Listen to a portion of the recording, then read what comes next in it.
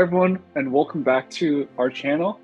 In this channel, we have a host of accounting professionals, all very experienced within the industry, and today we have come to talk about something very interesting.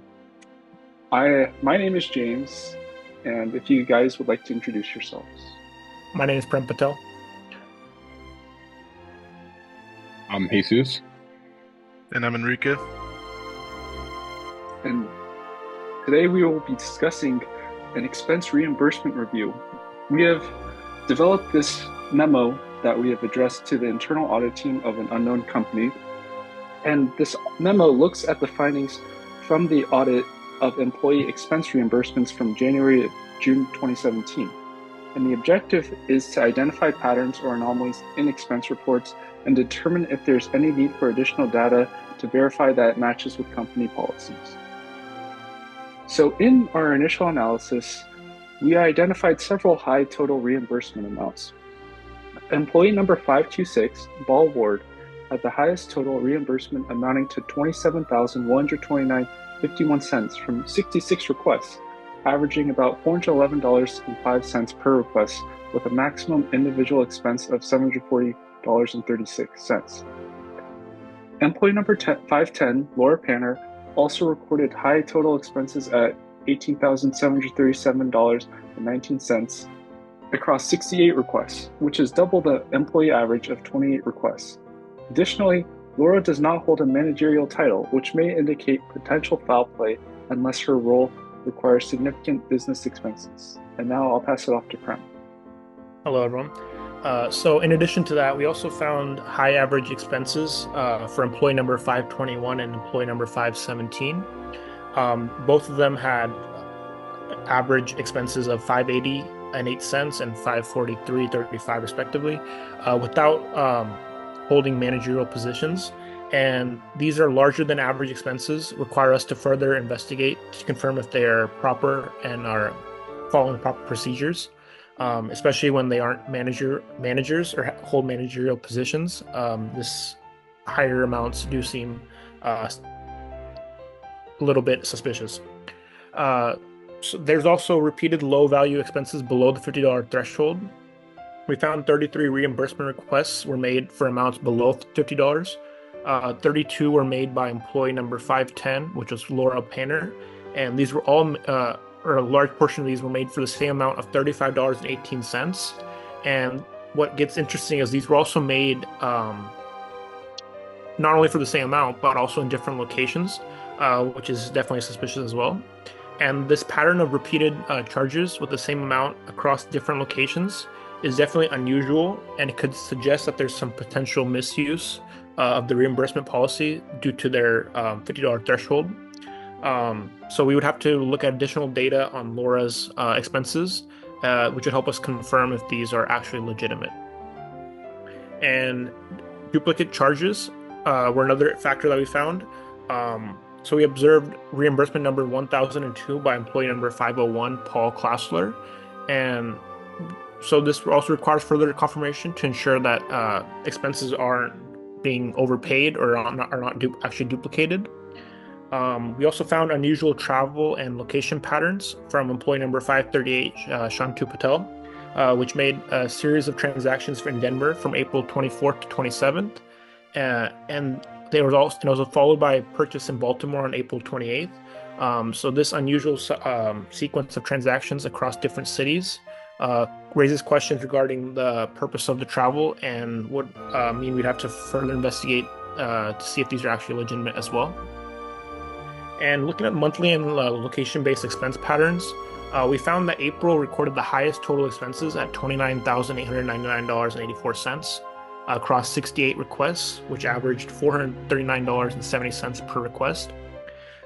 Chicago, Illinois incurred the highest total expenses by location with $17,040 and $17,040.94 across 37 requests.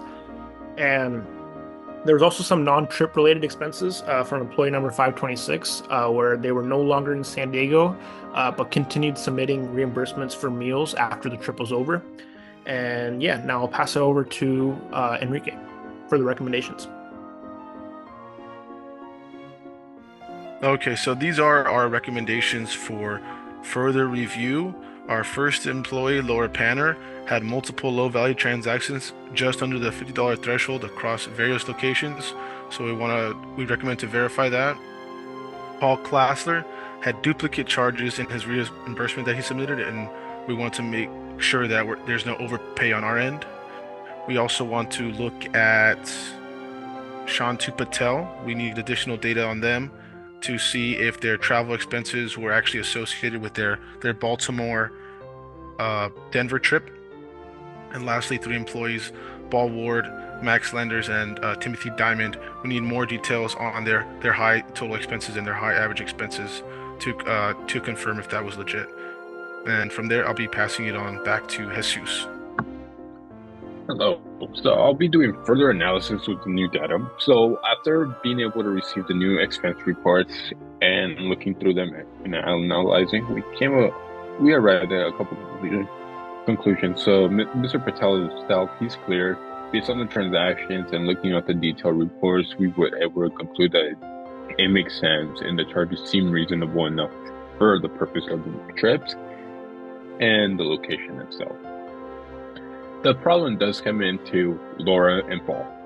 Laura has multiple transactions under the $50 threshold, and many of them there are the exact amount. 35/18 is one of the big numbers that comes out, and there are multiple of them, indicating some kind of foul play. Because how can you have the same charge for lunch, the exact same amount for 3 days in a row? This is very suspicious to anybody and can be easily seen if you look at the detailed expense reports that it doesn't add up.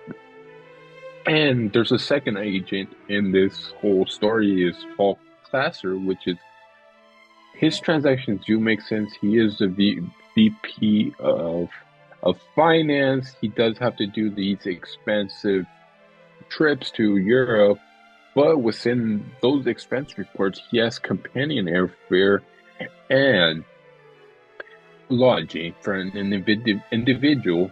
But when you cross-reference the dates and locations with the Laura expense reports, you realize that most of them were in the same place at the same time, but all the other expenses were pushed onto Paul's expense report as opposed to Laura's. While in Laura's, there is very struggling parts. The department is marketing promotions. The purpose is remote work location, and it lacks any other charges other than lunch. So we kind of question why would someone remote working get a promotion just for lunch in a very expensive European city? It doesn't add up to us.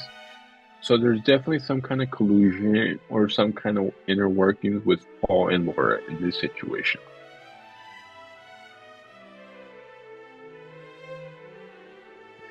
As for conclusion, the audit of the employee expense reimbursements for January to June 2017, they reveal a couple areas of concern. Our examples were high expense totals, repeated low value transactions, some duplicate charges, and just suspicious travel patterns. But we eventually were able to find answers to all of them, and most of them were just mere overlooking some details. But the only big foul play that we were able to find was definitely that Laura and Paul situation. And it seems like a financial abuse of the company's resources. And we definitely need to better integrate some kind of better system for expense reports and for internal controls for the approval of those expense reports. Thank you. That concludes our time. Thank you for tuning in. Thank you for listening in. If you liked what you heard today, make sure to drop a follow, drop a like, subscribe, and that will conclude our presentation. Thank you. Thank you. Thank you.